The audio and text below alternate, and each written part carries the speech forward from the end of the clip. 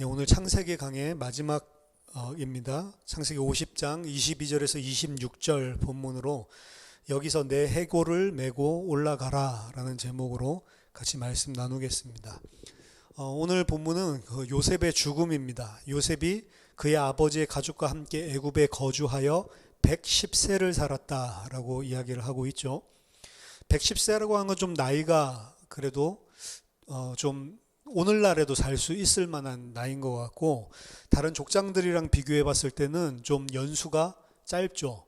아브람 같은 경우는 175세, 야곱은 180세, 야곱은 147세까지 살았는데 요셉 제일 잘 먹고 잘 살았을 것 같은데 110세밖에 못 살았다라고 이야기를 합니다. 근데 이집트의 문헌들, 지금 이집트잖아요, 배경이. 이집트의 문헌들을 보면 110세를 인간의 가장 이상적인 수명이라고 그때 여겼다는 문헌들이 많이 있습니다. 그러니까 요셉은 그때 이집트 사람들이 봤을 때 가장 이상적인 나이까지 장수하면서 살다가 죽은 것이 되는 거죠. 또 구약 성경에 보면 110살에 죽은 인물이 있습니다. 그게 누구냐면 여호수아예요. 여호수아도 정확하게 110살에 죽었습니다. 여호수아는 하나님의 백성들을 이끌고 요단강을 건너서 가나안으로 들어가는 역할을 했죠.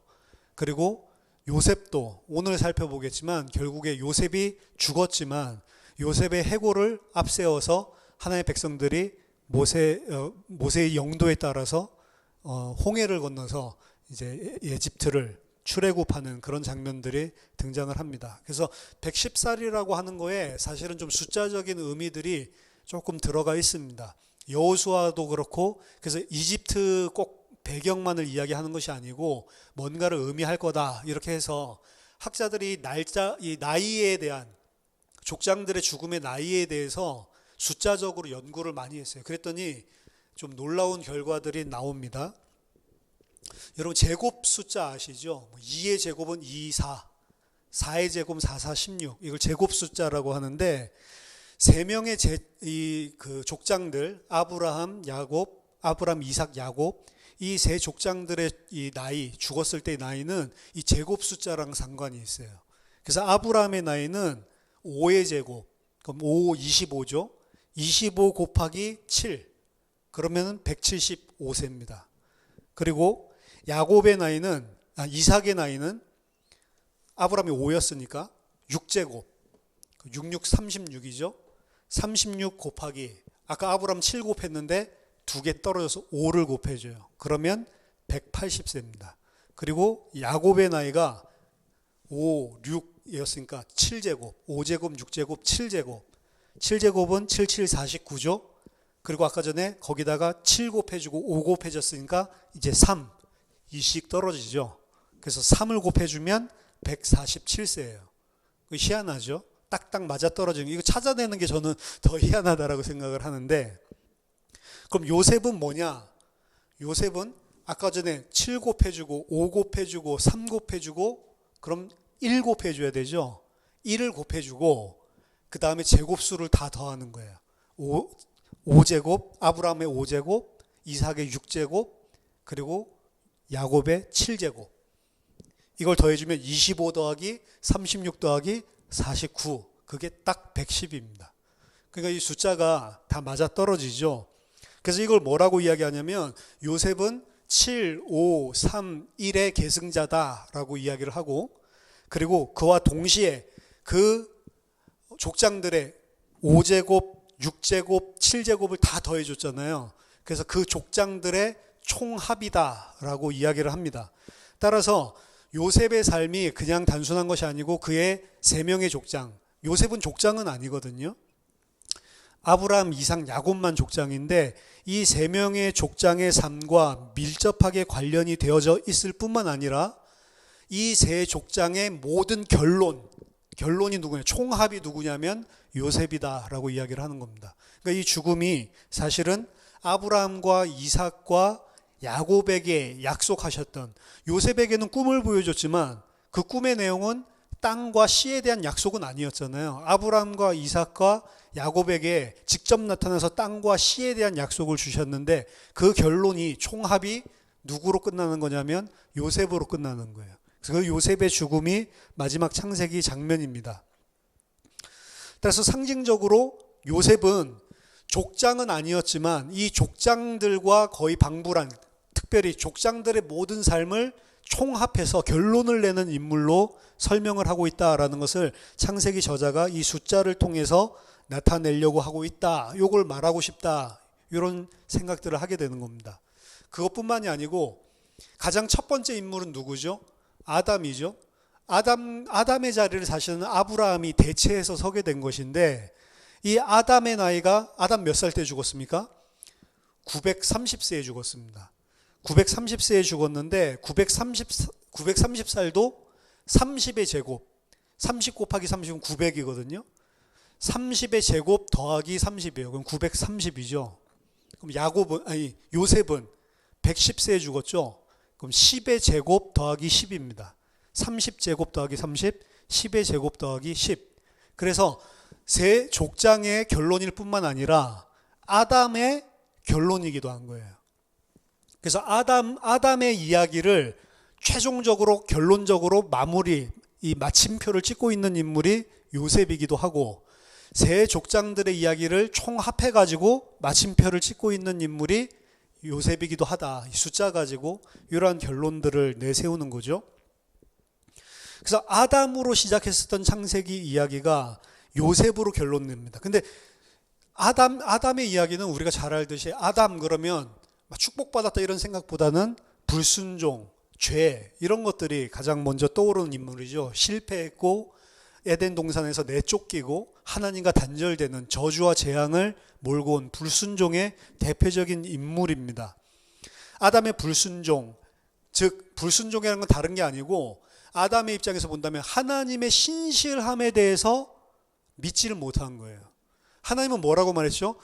네가 그것을 먹는 날에는 정령 죽으리라 라고 이야기했죠. 진짜 죽는다 이 소리인데, 그것을 먹으면 이제 새로 개혁해 지금 반드시 죽으리라 그렇게 이야기를 했는데, 아담은 먹어도 안 죽는다고 확신을 했었던 것 같아요. 그러니까 먹었죠. 아담 이전에 하와가 먼저 먹었잖아요. 먹었는데 안 죽었잖아요. 그러니까 그 현실들을 바라보면서 하나님 죽는다고 했는데 내 아내가 분명히 먹었는데 하와가 먹을 때 그 옆에 있었다고 그랬죠. 아담이 안 죽거든요. 그 안 죽는 현실을 보면서 하나님한테 속았구나. 저거 먹으면 하나님과 같이 된다고 하는 말이 진짜일 수가 있겠다라고 판단을 내린 거죠.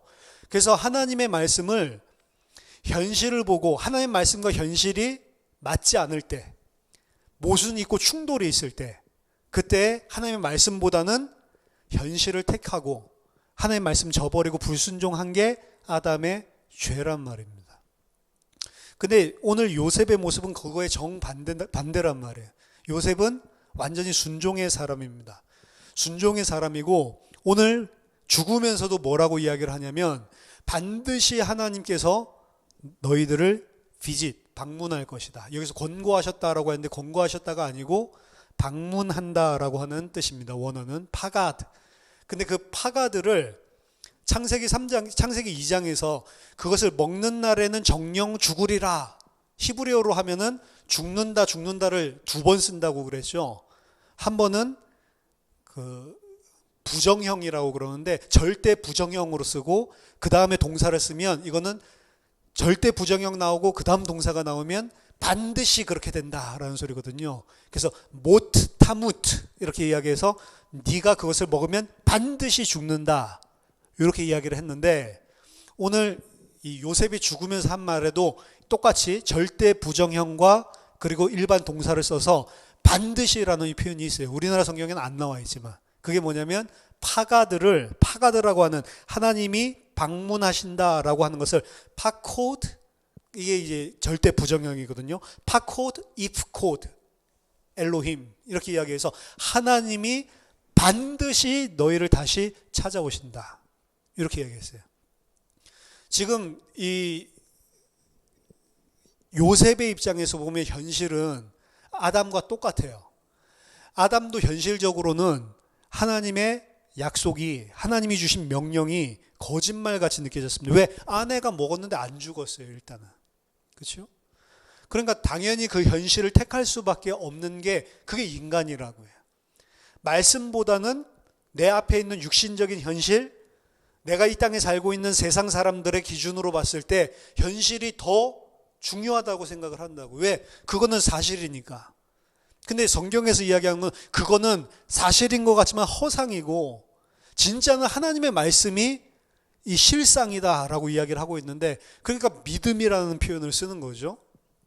눈에 보이는 실상, 눈에 보이는 허상을 믿지 않고 눈에 보이지 않는, 마치 이루어질 것 같지도 않고 이루어지지도 않은, 죽는다고 했으면 반드시 죽어야죠. 안 죽었는데. 그런데 그럴 때 보통 이제 말씀에 불순종을 하고 불신앙을 하게 되는 거죠. 요셉의 입장 보면 충분히 불신앙할 만한 겁니다, 사실은. 왜냐? 분명히 하나님이 가나안 땅 약속했고, 그리고 아브라함의 씨가 뭐 별과 같이 모래와 같이 많아진다고 했거든요. 근데 아브라함도 죽을 때까지 별로 받은 응답도 없는데도 그 약속 믿고 죽었고요. 이삭도 별 응답 약속받은 거 없는, 약속이 성취된 거 없는데 그 언약을 그대로 믿고 하나님에게 순종하고 죽었고, 마찬가지로 야곱도 마찬가지로, 그래서 자기의 유고를 여기에 묻지 말고 반드시 가나안 땅에 묻어야 된다라고 이 유언을 했었던 것처럼 야곱도 그런 죽을 때 믿음의 모습을 보여줬고, 요셉 또한 마찬가지입니다. 반드시 하나님께서, 왜? 약속했으니까. 내가 이곳에 죽을지라도 하나님은 아브라함과 네 자손들에게 그 가나안 땅 약속했기 때문에 반드시 하나님은 찾아올 수밖에 없다. 왜? 약속했으니까. 그러니까 현실은 전혀 그렇게 될 것 같지 않은데 요셉은 그 약속을 믿는 것입니다. 그래서 아담의 결론인데, 아담은 불순종의 아들, 아담은 현실을 택하고 하나님의 말씀을 저버린 그런 불신앙의 캐릭터라고 한다면, 그런 불신앙의 캐릭터가 어디서 끝나냐면 요셉과 같이 신실하게 눈에 보이는 현실은 분명히 아닌데도 현실보다는 하나님의 말씀 약속을 믿는 하나님의 백성으로 죽는 모습으로 결론을 짓고 있는 거예요. 그리고 여러분들이 잘 아시겠지만 아브라함, 이삭, 야곱의 총합이라고 그랬는데 사실은 4명의 인물이잖아요. 창세기 12장부터 50장까지는 아브라함, 이삭, 야곱, 요셉 4사람의 이야기인데 그 4사람 중에 가장 하나님께 완벽하게 신실한 사람은 창세기에서는 누가 뭐라고 그래도 요셉입니다. 아브라함도 진짜로 불신앙 많이 했고, 이삭은 어려서부터 믿음을 배웠다고 했는데도 나중에 나이 들어서 눈 어두워졌을 때는 하나님의 말씀 이런 것들을 참고로 안 하고 그냥 에서가 갖다 주는 고기를 입에 늘 물고 살았다고 돼 있잖아요, 히브리어에. 그 고기 늘 물고 살면서 하나님의 약속이랑 상관없이 막 에서 축복하려고 그러고. 그러니까 이삭도 마지막의 모습을 보면 좀 아쉽죠. 차라리 이삭보다는 야곱이 더 멋있어요. 왜냐하면 완전히 인본주의에다가 속임수에다가 하나님의 축복도 육신적인 자기의 세상적인 걸로 생각해가지고 그거 받으려고 거짓말하고 속임수 부리고 술수 부리고 이랬었던 야곱이 마지막 죽을 때에는 완전히 하나님의 약속, 하나님의 신실하심에 완전히 몰입해서 자기의 모든 것들을 다 내려놓고 이 정말로 성숙한 하나님의 백성으로 죽는 모습을 우리들이 살펴봤습니다. 근데 이 굴곡이 많은 이 세 인물이랑 달리 요셉은 그렇다 할 뭐 잘못한 것들이 잘 보이질 않는, 굳이 찾아내자면 뭐 교만해서 형들한테 막 내가 꿈꿈 막 이야기하고 뭐 이런 것들, 그러다가 팔려가고, 그리고 감옥에서 당신이 만약에 복직되면 나를 좀 기억해달라 술관장한테 이야기한 거.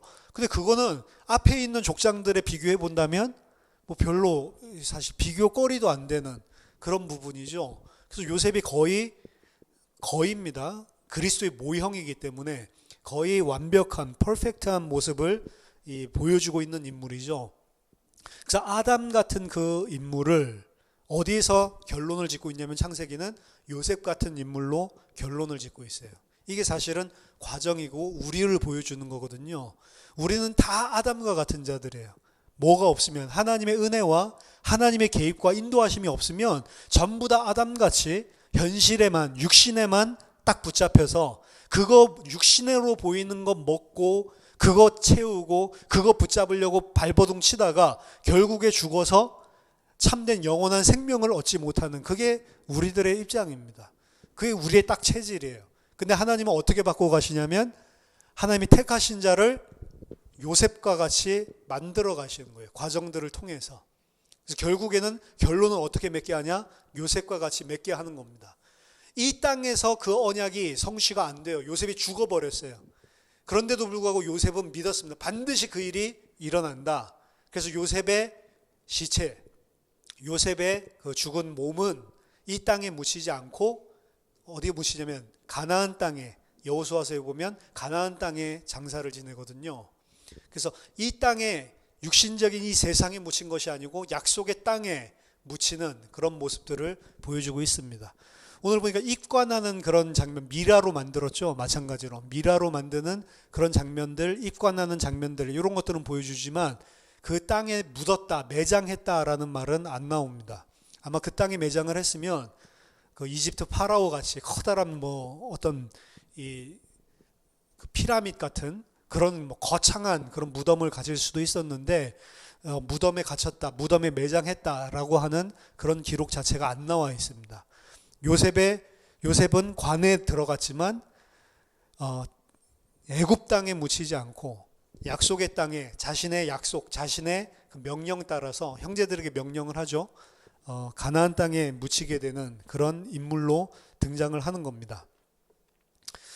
여기 보면 이 23절 보면 에브라임의 자손 3대를 보았으며 므낫세의 아들 마길의 아들들도 요셉의 스라에서 양육되었더라. 에브라임의 아들, 그러니까 손자, 그 아들 3대까지 봤다. 그러니까 증손자까지 본 것 같아요. 그리고 므낫세의 아들 마길의 아들들도 요셉의 스라에서 양육되었다. 요셉의 스라에서 양육됐다라고 하는 것은 입양한 것입니다. 이 똑같은 표현이 앞에서도 등장을 해요. 창세기 30장 3절에서 라헬이 이르되 내 여종 비라에게로 들어가 그가 아들을 낳아 내 무릎에 두리니 그러면 나도 그로 말미암아 자식을 얻겠노라. 이게 이제 라헬이 한 말이거든요. 야곱에게. 그래서 라헬이 자기가 아이를 못 낳으니까 자기의 여종을 주면서 낳으면 그 아기를 어떻게 했냐면 내 무릎에 앉혀놓겠다. 그게 이제 입양한다는 의미인데, 여기서도 오늘 요셉을 보면 마길의 아들들도 요셉의 스라에서 양육되었다라고 되어 있는데 정확하게 히브리어는 요셉의 무릎 위에 얹혀졌다라는 소리입니다. 그래서 요셉이 그 마길의 아들들을, 마길의 아들이라고 하면 증손자죠. 증손자를 한 명이 아니고 증손자들을 이렇게 양육하는 입양하는 이런 장면이 등장을 합니다. 야곱의 죽음이랑 비슷하죠. 야곱도 죽기 전에 요셉의 두 아들 에브라임과 므낫세를 그 무릎에 앉혔다라고 되어 있거든요. 그 둘도 입양된 거거든요. 그래서 야곱이 했었던 것들을 그대로 하는 것을 보여주고 있는 것을 보여줍니다. 그래서 야곱의 이야기에서 우리들이 잠깐 나눴지만 요셉이 자기를 여기 장사 지내지 말고 반드시 그 땅에 해골을 가지고 와서 묻어라 라고 이야기하는 것도 야곱의 모습을 그대로 반영을 하고 있고, 그리고 그 아들들을 자기 아들이 아니고 자기의 아들의 아들들, 손자죠. 손자들을 입양하는 것도 오늘 모습에서 똑같이 드러난다고요. 부전자전이죠. 믿음이 그대로 전달되는 거예요. 믿음의 가장 전달 잘하는 것은 좋은 교육 제도가 아닙니다. 교회 안에 좋은 교육 시스템을 만들어서 우리 후대들을 양육해야 되는 것 중요하죠. 그런데 진짜 중요한 거는 믿음의 사람 통해서 가정에서 전달되는 그 믿음의 교육이 훨씬 더 강력한 거라고요, 사실은. 교회 안에서 잘 가르쳐주는 건 지식입니다. 지식 가지고는 사람이 안 살아나요. 그래서 목사님들 아들 중에 이상한 사람들이 많은 거예요. 목사님들이 강단에서는 열심히 믿음, 우리가 세상 것이 아니고 위에 것 바라봐야 된다, 다 그런 중심의 설교를 하죠. 물론 요새는 그러지도 않는 목사님들도 많지만, 그런데도 불구하고 전능하신 하나님이라고 강단에서 외치는데도 불구하고 실제로 내려오면 목사님들도 힘드니까, 삶이 생계가 힘든 목사님들도 많잖아요. 그러니까 내려와서는 불신앙하는 거죠.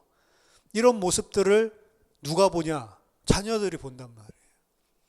그러니까 백날 교회에 가서 막 충성 봉사를 해도 집에 왔을 때, 그리고 결정적인 문제가 생겼을 때 믿음으로 그걸 넘어서는 것이 아니고 세상적인 염려, 근심 속에서 시달리고 세상적인 방법으로 해결하려는 모습들을 봤을 때 아이들에게 뭐가 전달돼요?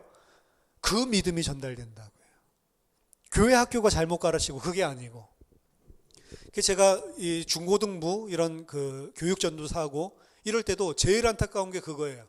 사실은 이 아이들은 와서 중고등부 예배를 드리면 그 예배 드리는 시간, 분반 공부하는 시간, 그 시간 총 하면 1시간 반? 그럼 저랑 그리고 교사들이랑 같이 보내는 시간이 일주일에 1시간 반이라고요. 그 시간에 내 아들을 바꿔내라는 거예요. 바꿔집니까? 그 부모님이 늘 함께 살 때는 하나님 없는 것처럼 사는데, 그렇죠?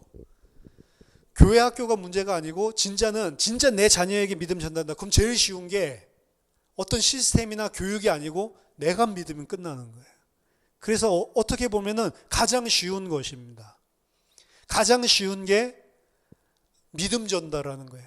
믿음 전달하는 거는 이 사람한테 뭐를 내가 교육하고 가르치려고 그럴 필요 없이 내가 진짜 믿으면 알게 돼 있어요.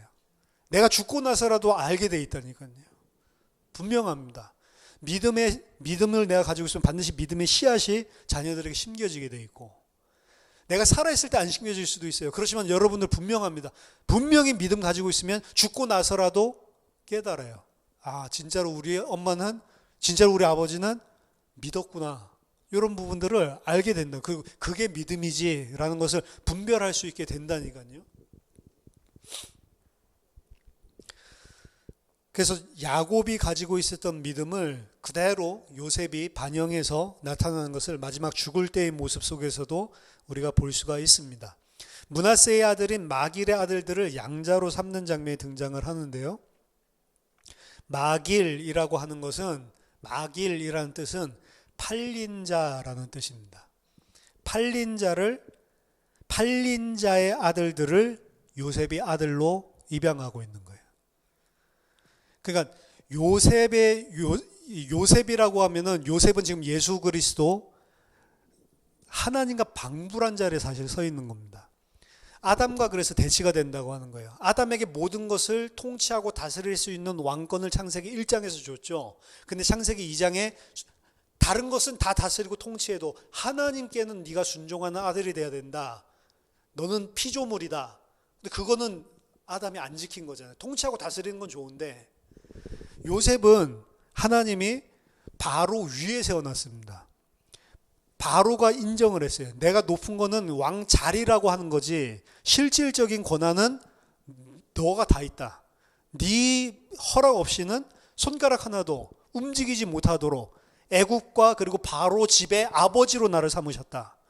바로 또한 직책만 위에 있다 뿐이지 하나님은 바로의 집을 통치할 수 있는 권세까지도 누구에게 줬냐? 요셉에게 다 준 거라고요. 그러니까 아담과 똑같죠. 모든 것을 다 통치하게끔 그 왕권을 줬는데 요셉은 하나님의 자리에 서지 않습니다. 지난주 살펴봤죠. 형들이 막 용서 빌고 막 이러고 있을 때 내가 하나님을 대신하겠습니까?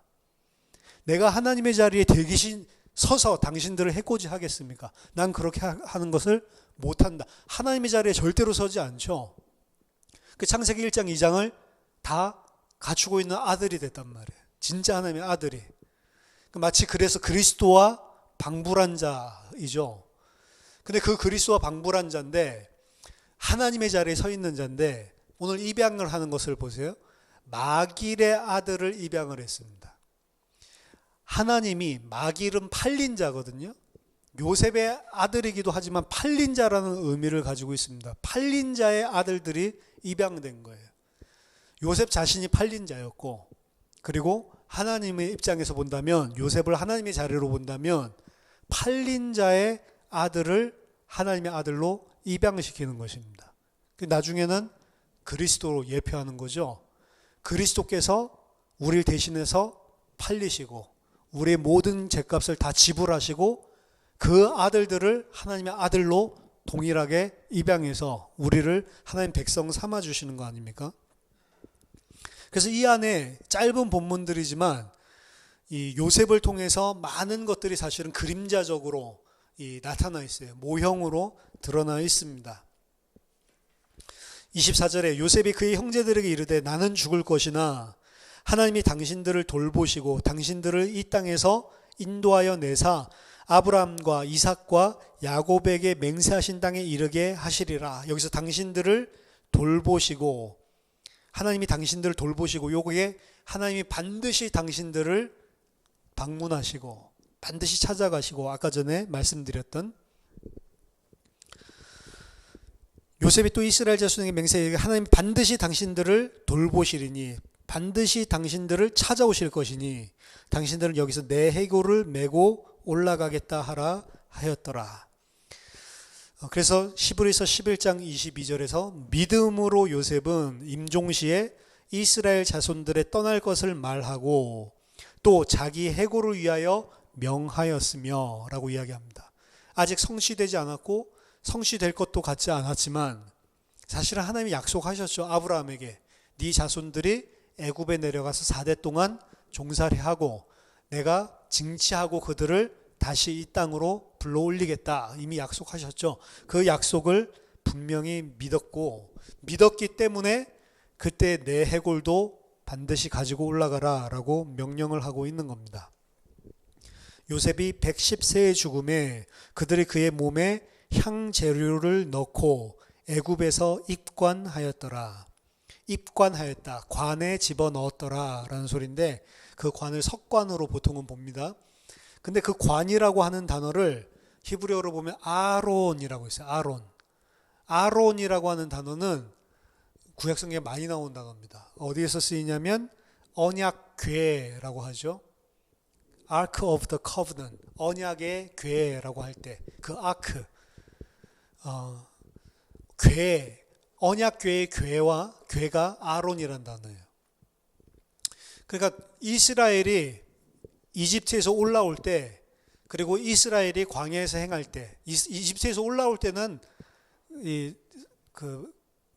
요셉의 관만 가지고 왔죠. 그리고 이제 시내산에서 하나님 명령하시고 나서 이제 언약 궤를 만들어서 광야에서 행할 때 두 개의 궤가 같이 다니는 거죠. 하나의 궤 안에는 요셉의 해골이 들어있고 하나의 궤 안에는 하나님의 십계명 두 돌판이 들어있고, 그렇죠? 그 두 궤가 같이 움직였단 말이에요. 그 움직이는 과정들을 보면.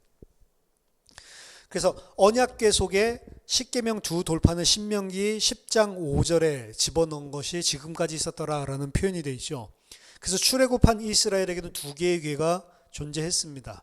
그래서 유대인 전설에 따르면 하나는 죽은 요셉이 안치된 궤가 있고 또 다른 하나는 살아있는 하나님의 계명이 안치된 궤가 있다. 하나는 죽은 자가 있고 하나는 살아있는 하나님의 말씀의 궤가 있다. 이렇게 이야기를 합니다. 그래서 여기에 무슨 질문을 던졌냐면 어떻게 죽은 사람의 궤가 살아있는 하나님의 말씀이 담긴 궤와 함께 나란히 있을 수 있는가, 여기에 대해서 질문들을 유대인들이 많이 했다고 그래요. 그래서 그 트레디션에 따르면 그것은 바로 그 죽은 자 요셉이 그 살아있는 궤, 살아있는 하나님의 말씀이 담겨진 궤, 그 안에 있는 계명들을 전부 다 성취했기 때문이다 라고 이대로 풀었습니다. 우리는 모르는 이야기죠. 사실 우리는 궤가 두 개 있었구나 이런 생각들을 안 하는데 유대인들은 전통적으로 거기에 대해서 그렇게 생각을 해왔다고 그래요. 그래서 두 궤가 있는데 하나는 하나님의 언약 궤 안에 있는 말씀 10계명이고, 그리고 요셉은 그 안에 있는데 그 죽은 요셉은 그냥 죽은 게 아니고 어떤 사람이냐면 그 말씀을 다 성취해서 죽은 자예요. 그게 이스라엘이 출애굽할 때 십계명은 없었죠. 그렇지만 십계명이 주어지지도 않았을 때 이미 그 계명을 다 성취한 자가 궤 안에 들어가서 그들을 인도해 낸 거예요. 나중에 이제 그 광야에서 가나안 땅 들어갈 때 보면 언약궤가 인도하는 것처럼 보여주거든요. 그래서 언약궤가 먼저 들어가고 그 뒤에 백성들이 따라서 움직이는 이런 장면들이 뒤에 가면 등장을 하죠. 근데 출애굽할 때에도 똑같이 언약궤 똑같이 요셉의 궤가 있었다는 거예요. 관이라는 표현을 안 쓰고, 관이라는 표현이 있는데도 일부러 관이라는 표현을 안 쓰고 궤라는 표현을 쓴 겁니다. 그러면 지금 요셉의 궤가 출애굽할 때 어떤 역할을 하고 있냐면 언약궤와 같은 똑같은 역할을 하고 있는 거예요. 근데 언약궤는 십계명이 담긴 거잖아요. 그 십계명은 사람의 힘으로는 절대로 지킬 수 없는 계명이죠. 오히려 십계명이 주어졌기 때문에 죄인으로 낙인 찍히는 율법이란 말이에요. 그런데 출애굽할 때의 궤는 그 율법으로 한 것이 아니고 율법을 성취하고 죽은 자, 그 분의 뒤를 따라서 나왔을 때 그들이 출애굽을 했단 말이에요. 그래서 요셉이 누구를 상징하냐면 우리를 위해서 그 모든 율법을 다 성취하고 죽은 자, 예수 그리스도를 상징을 하고 있는 겁니다. 그래서 요셉의 죽음을 통해서 이스라엘 백성들이 나가는 거예요. 이스라엘 백성들 나중에 보면 이스라엘 백성들이 하나님이 우리를 가나안 땅으로 들이실 것이다 400년 후에 그 믿음이 있습니까 없습니까? 출애굽기 이제 곧 볼 건데 출애굽기에 보면 이스라엘 백성 여호와도 잊어버리고 하나님의 언약 다 깡그리 까먹고 전혀 하나님의 언약에 대해서는 생각도 못한다고요. 생각하는 수준이 애굽에서 바로가 계속 핍박하니까 먹고 살기 힘들어서 막 고통스러운 수준이지 언약을 기억하거나 이런 적은 한 번도 없습니다. 그렇죠? 이들은 언약과 전혀 상관이 없는 자들이었어요. 근데 하나님이 그들을 찾아가시고 그들을 끌어낸다고요. 그 끌어낼 때 누구 안에서 끌어내냐면 모세 안에서도 끌어냈지만 오늘 창세기의 결론으로 본다면 요셉 안에서 끌어내는 거라고요. 왜? 요셉이 언약을 전부 다 신실하게 성취한 자이기 때문에 요셉이 그 하나님의 율법, 하나님의 계명, 하나님의 명령에 절대적으로 순종한 순종으로 죽은 자이기 때문에 그래서 예수 그리스도를 이야기하는 겁니다. 우리가 생각도 안 하고 우리가 아직 죄인 되었을 때 하나님의 아들이 하나님께 죽기까지 순종하고 십자가에서 죽으심으로 그 죽음 안에서 우리가 죄와 사망의 몸에서 건져냄을 당하는 거예요. 똑같은 이야기들을 하고 있는 겁니다. 그래서 요셉이 죽고 또 요셉의 관이 요셉의 유골이 빠져나오는 것은 예수 그리스도를 통해서만이 그들이 애굽을 빠져나갈 수 있다라고 하는 것을 보여주는 거예요. 출애굽기에서는 그걸 유월절 어린 양의 피로 설명을 하고 있는 거고 창세기 오늘 50장의 언어로 한다면 요셉의 해골과 함께 있기 때문에 그 안에 묻혀서 사실은 빠져나가는 거죠. 출애굽을. 그들이 가졌던 믿음이 아니고 요셉의 믿음 때문에 그들의 순종이 아니고 요셉의 순종 때문에 그들의 죽음이 아니고 요셉의 죽음 때문에 그들이 그 죽음 안에서 함께 연합해서 빠져나가는 모습이 출애굽이 되는 겁니다. 그래서 요셉은 마지막 죽음에서도 그리스도를 예표하고 마지막 죽음에서도 하나님의 백성의 입장으로 본다면 전적으로 순종하는 모습들을 보여주고 있는 것입니다.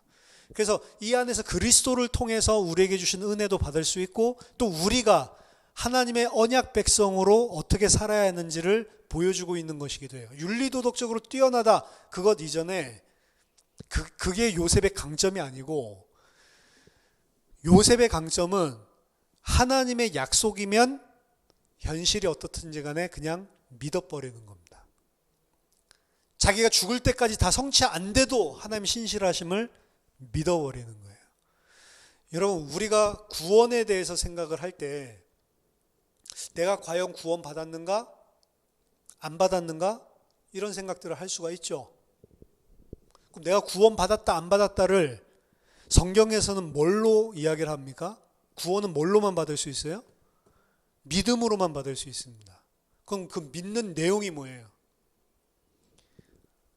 예수 그리스도의 십자가의 죽음, 2000년 전의 죽음인데 사실은 뭐 역사적으로 있었다는 걸 성경이 말해줘서 알지 실제로 내가 확인한 것도 없고 내가 보지도 않은 사건이잖아요. 근데 예수 그리스도께서 십자가에서 죽은 그 죽음이 나의 과거, 현재, 미래의 모든 하나님을 대적한 죄를 대신 짊어지고 하나님의 어린 양으로 대속하는 죽음의 십자가형이었고 그 죽으신 분이 그 모든 죄를 대속한 하나님께 전적으로 순종한 하나님의 마음에 합당한 자기 때문에 상급으로 받은 게 부활이란 말이에요. 부활을 했다는 것은 그 모든 죄를 네가 그 철저한 순종을 통해서 확실히 대속했다라는 것을 확증한 게 부활 사건입니다. 우리는 부활 본 적도 없고 그의 죽으심을 본 적도 없어요. 근데 성경의 증언을 가지고 2000년 전에 그 예수가 하나님의 아들이 오셔서 내 모든 죄를 십자가에서 도말하는 죽음을 죽으셨고 그것이 다 도말됐다는 증거로 죽은 자 가운데서 영원한 몸을 가지고 부활하셔서 하나님의 우편에 앉아 계신다. 이 사실을 믿는 거예요. 그거 믿어집니까? 그거 믿어지면 하나님의 백성이란 말이에요. 근데 내가 아무리 생각해도 안 믿어지면 아닌 것입니다. 그래서 분명히 자기 자신이 스스로 믿음에 있는지 없는지를 알 수 있어요. 내가 다른 사람들 앞에서 나 믿어요 이렇게 할 수 있지만 혼자 조용히 방에 있을 때 잠잘 때 생각해 보시라고. 진짜 그게 믿어지는지. 내 모든 죄를 그 갈보리 십자가에서 하나님의 아들이 오셔서 내 모든 죄를 십자가에서 단번에 영원히 완전히 진짜로 해결했냐? 그게 믿어집니까? 그분이 진짜로 모든 것을 다 끝냈다라는 그 하나님의 빈디케이션, 하나님의 법적인 입증을 받고 부활을 하셨다라고 진짜로 내 속에 믿어지냔 말이죠. 옛날에 우리 교회에 어떤 장로님이 나는 다 믿어지는데 부활은 안 믿어진다. 예수님이. 어떻게 죽은 사람이 그 살아나? 그럼 다 믿어진 거예요? 아무것도 안 믿는 거죠. 그렇죠? 근데 아무리 생각해도 안 믿어지는 사람이 있어요. 그건 자기가 안 믿어. 다른 사람한테는 거짓말할 수 있어도 자기가 안다니까요. 그게 믿어지면 어떻게 되죠? 감사하다고. 그게 진짜로 믿어지려면. 예수 그리스도의 죽음이 진짜로 나에게 필요하냐? 사실은 본질적으로 보면 그것부터 들어가야 돼요.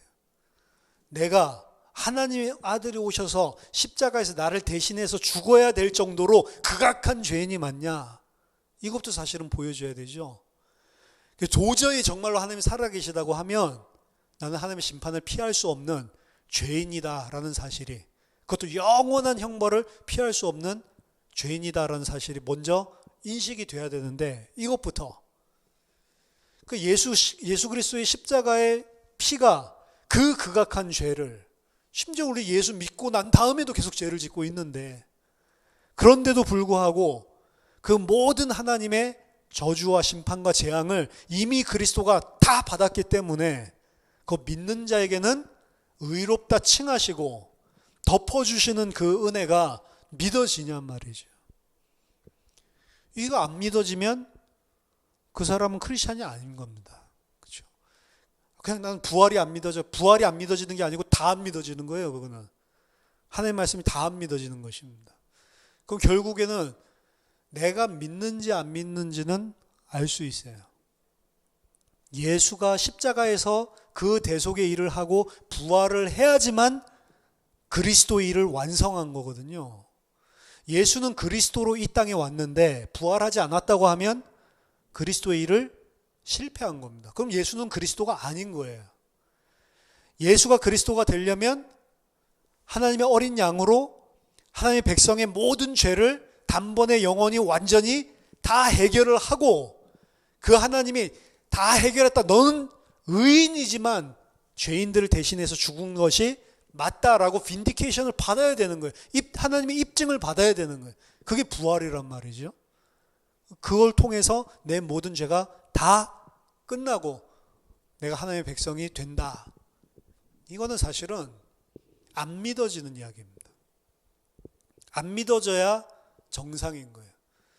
어떤 사람은 그거를 그냥 지식적으로 알고 있는 것을 믿음이라고 하는데, 지식적으로 아는 것과 믿는 것은 다른 것입니다. 정말로 믿으면 하나님의 은혜 사랑에 정말로 죄송하면서도 너무 감사하고 감격하게 돼 있어요. 그래서 그 하나님이 믿어지고 그 하나님을, 그 예수님을 만나는 순간 그렇게 사람들이 우는 게 표는 아니라고 하지만 울 수밖에 없어요. 왜? 너무 죄송하고 너무 염치 없고 너무 감사해서 파노라마 같이 막 지나간다고. 교통사고 나려고 할 때 사람들이 이야기하죠. 필름 지나간다고. 저도 경험을 했어요. 초보 운전할 때 신호 안 보이고 막 스틱 한다고 바빠가지고 앞에 빨간불인데 강남 사거리에서 완전히 대로에서 그냥 지나간 버스가 꽝 오는데 저기서부터 버스가 오는데 나는 또 얼어가지고 브레이크를 잡았네. 버스 오면 빨리 지나가야 되는데 초보니까. 그러니까 빵 오는데 이 너무 빨라가지고 버스도 이 브레이크가 안 잡히는 거예요. 그러니까 죽는구나 이 생각이 드는데 진짜로 이 필름이 팍 지나가대요. 엄마 옛날에 어렸을 때 뭐 했었던 것들 막 이 얼굴들 막 지나가고 그 짧은 몇 초밖에 1초, 2초 그거밖에 안 되는 시간에 막 지나가대. 그래서 여기서 생을 마감하는구나.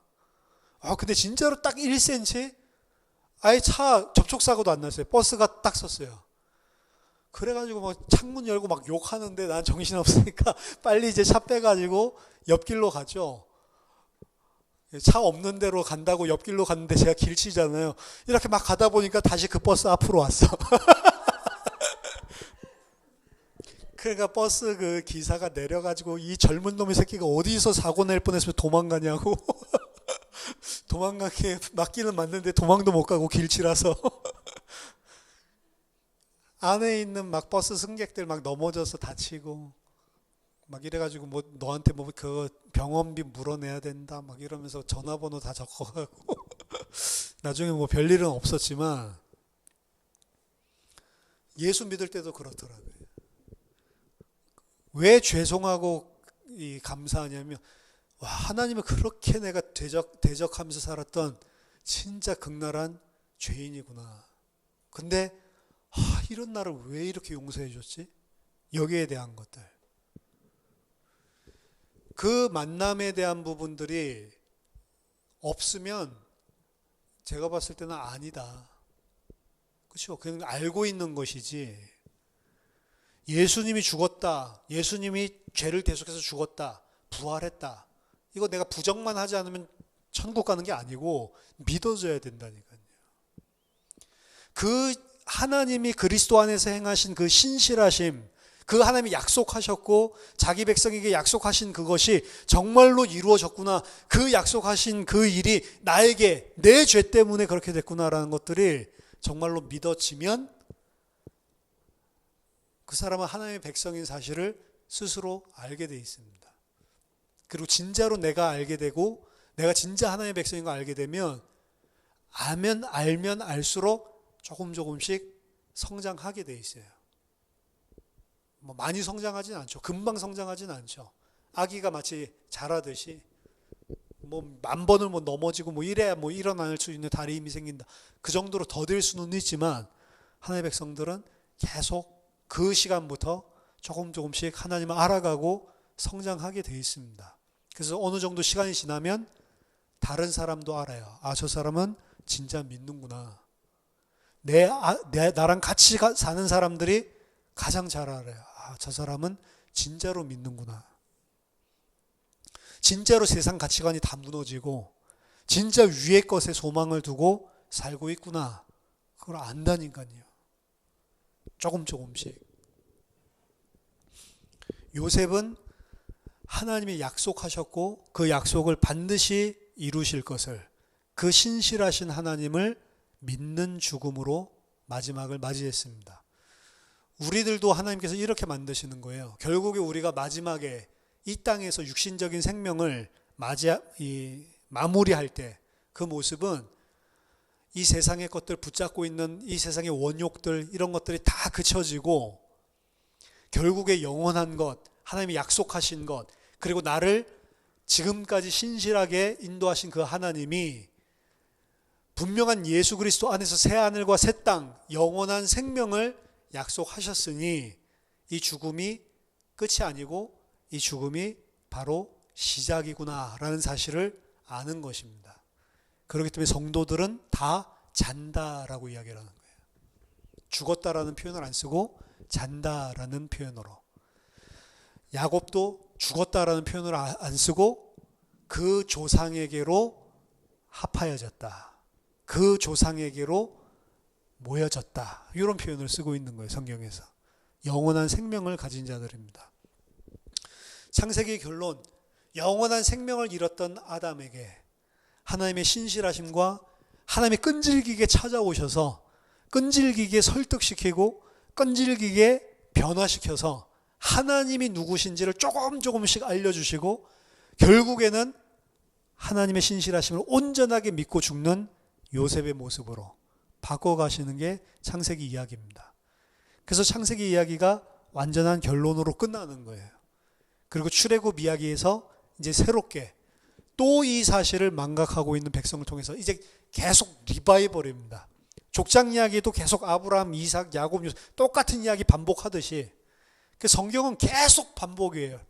결국에 읽어보면 똑같은 이야기를 계속 사람을 통해서도 한 사람을 통해서도 똑같은 이야기를 반복하고 있고 또 그 사람들 다 합쳐놓은 걸 보면 그 전체 이야기를 통해서도 아담부터 요셉까지 한 이야기를 하고 있고 출애굽기 똑같은 이야기를 또 하고 있고 계시록도 우리 살펴봤죠. 똑같은 이야기 계속 하고 있는 겁니다. 뭐 7가지 재앙이 7가지 인이 있는 게 아니고 똑같은 이야기를 계속 반복하는 거예요. 사실은 한 이야기밖에 하고 있지 않는 겁니다.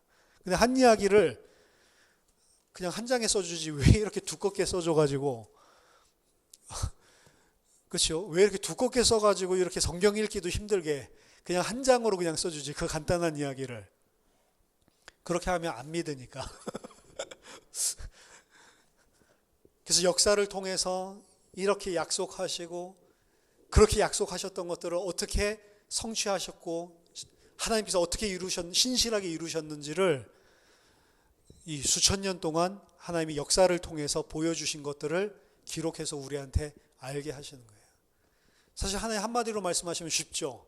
근데 우리가 안 믿으니까 수천 년 동안 계속 이야기 약속하시고 그리고 그 약속을 그대로 성취하고 그 성취된 게 무엇인지 의미를 또 신약에서 설명해주고 이렇게 해서 우리를 계속 설득시켜 나가고 있는 게 성경책입니다. 성경에서만 반복하나요? 우리 인생에서도 계속 반복을 하신다. 우린 계속 똑같은 죄, 똑같은 실수, 똑같은 육신으로 세상으로 계속 넘어지거든. 근데 우리 안 버리고 계속 그때마다 또 일어나고 또다시 하나님의 은혜를 바라보고 또다시 그리스도를 붙잡을 수 있도록 계속 우리를 설득해. 계속 똑같은 거 반복이에요, 사실은. 어린아이들 그 TV 보면 어린아이들 보면 진짜 희한해요. 똑같은 만화를 뭐 한 15분짜리 만화를 계속 봐요. 우리는 한 번 보면 내용 다 파악했으니까 안 보잖아요. 근데 아이들은 똑같은 만화를 10번이고 20번이고 대사를 다 외울 정도로 계속 봐. 그러면서 볼 때마다 막 박장대소하고 웃어요. 그 붕어 대가리 뭐 까먹어서 뭐 그런 건가? 막 이런 생각이 들 정도로. 그 어린아이들의 심리를 노리고 텔레토비라는 그런 프로그램이 나온 거잖아요. 텔레토비 보신 적 있으세요? TV에서? 그거 딱 한 20분짜리거든요. 매일매일 하는데. 그럼 10분 동안 딱 한 거를 한 번 더 이렇게 하면 똑같이 또 보여줘요.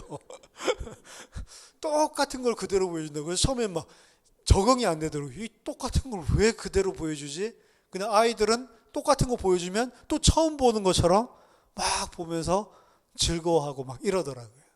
그죠? 어린아이들이 그러니까 습득을 할 때 한 번에 습득이 안 돼서 그래요. 똑같은 것도 계속 반복하면서 조금씩 들어가는 겁니다. 아이들이 한 단어를 말하려고 그러면 뭐 몇만 번을 듣고 입으로 말하려고 말을 튀어나올 때는 벌써 몇만 번 들어가서 부딪혀야 한마디가 튀어나오는 거예요. 그렇죠?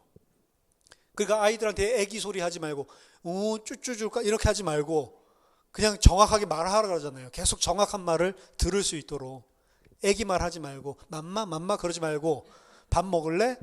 정확한 단어로 하라잖아요. 정확한 단어 계속 들어가야 안 그러면 맘마 그럼 맘마밖에 모르니까 계속 들어가는 게 보이지도 않죠. 알아먹는 거야 안 알아먹는 거야. 근데도 어떻게 해요? 부모님이 정상적인 부모라면 계속 말해주죠. 동화책 읽어준다고 애가 압니까? 계속 정확한 부모를 읽어주죠. 들어갑니다. 근데 어느 날 그 들었던 이야기를 탁 한다고.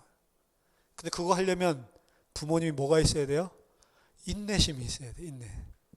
그 인내심은 어디서 나오죠? 사랑에서 나옵니다. 하나님이 우리 그렇게 키워가시는 거예요. 똑같은 실수 반복하고 알아듣지도 못하고 계속 이러는데 계속 반복해서 하나하나 설명해 주는 거예요. 애들 그 설명해 주고 얼마나 지겹습니까? 저건 왜 그래? 저건 왜 그래? 근데 계속 대답해 주면서 알아들을 수 있을 때까지 참는 거예요. 그 인내가 어디서 나오냐? 하나님의 사랑. 그걸 보고 신실하심이라고 하는 겁니다. 요셉이 그 신실하심을 믿었다라고 오늘 이야기를 하는 겁니다.